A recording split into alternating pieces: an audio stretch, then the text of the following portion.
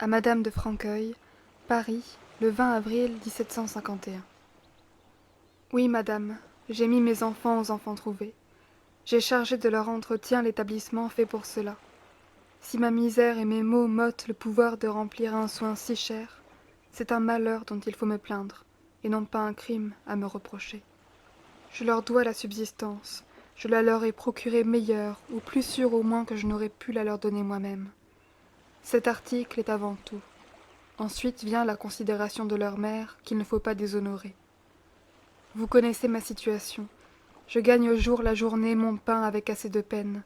Comment nourrirais-je encore une famille? Et si j'étais contraint de recourir au métier d'auteur, comment les soucis domestiques et les tracas des enfants me laisseraient-ils dans mon grenier la tranquillité d'esprit nécessaire pour faire un travail lucratif? Les écrits que dicte la faim ne rapportent guère, et cette ressource est bientôt épuisée. Il faudrait donc recourir aux protections, à l'intrigue, au manège, briguer quelque vil emploi, le faire valoir par les moyens ordinaires. Autrement il ne me nourrira pas et me sera bientôt ôté, enfin me livrer moi-même à toutes les infamies pour lesquelles je suis pénétré d'une si juste horreur. Nourrir, moi, mes enfants et leur mère du sang des misérables? Non, madame, il vaut mieux qu'ils soient orphelins que d'avoir pour père un fripon. Accablé d'une maladie douloureuse et mortelle, je ne puis espérer encore une longue vie. Quand je pourrais entretenir de mon vivant ces infortunés destinés à souffrir un jour, ils paieraient chèrement l'avantage d'avoir été tenus un peu plus délicatement qu'ils ne pourront l'être où ils sont.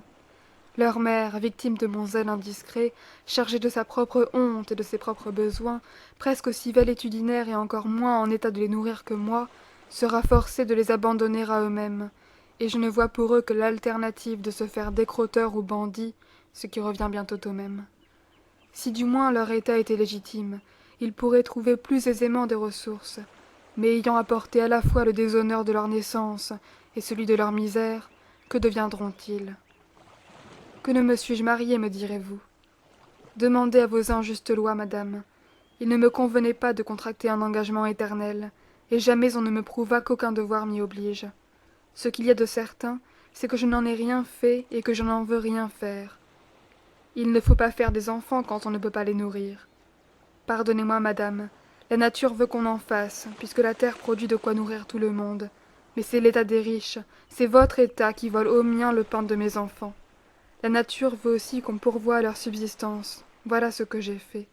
S'il n'existait pas pour eux un asile, je ferais mon devoir et me résoudrais à mourir de faim moi-même, plutôt que de ne les pas nourrir.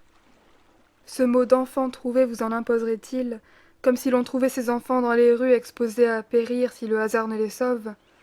Soyez sûr que vous n'auriez pas plus d'horreur que moi pour l'indigne père qui pourrait se résoudre à cette barbarie. Elle est trop loin de mon cœur pour que je daigne m'en justifier. Il y a des règles établies. Informez-vous de ce qu'elles sont, et vous saurez que les enfants ne sortent des mains de la sage-femme que pour passer dans celles d'une nourrice. Je sais que ces enfants ne sont pas élevés délicatement, tant mieux pour eux. Ils en deviennent plus robustes. On ne leur donne rien de superflu, mais ils ont le nécessaire. On n'en fait pas des messieurs, mais des paysans ou des ouvriers.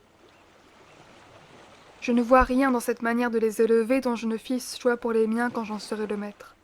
Je ne les préparerai point par la mollesse aux maladies que donne la fatigue et les intempéries de l'air à ceux qui n'y sont pas faits. Ils ne sauraient ni danser ni monter à cheval, mais ils auraient de bonnes jambes infatigables. Je n'en ferai ni des auteurs ni des gens de bureau. Je ne les exercerai point à manier la plume, mais la charrue, la lime ou le rabot, instruments qui font mener une vie saine, laborieuse, innocente, dont on n'abuse jamais pour mal faire et qui n'attirent point d'ennemis en faisant bien. C'est à cela qu'ils sont destinés par la rustique éducation qu'on leur donne. Ils seront plus heureux que leur père. Je suis privée du plaisir de les voir et n'ai jamais savouré la douceur des embrassements paternels. Hélas, je vous l'ai déjà dit, je ne vois là de quoi me plaindre, et je les délivre de la misère à mes dépens. Ainsi voulait Platon que tous les enfants fussent élevés dans sa république, que chacun restât inconnu à son père et que tous fussent les enfants de l'État. Mais cette éducation paraît vile et basse. Voilà le grand crime. Il vous en impose comme aux autres, et vous ne voyez pas que, suivant toujours les préjugés du monde, vous prenez pour le déshonneur du vice ce qui n'est que celui de la pauvreté.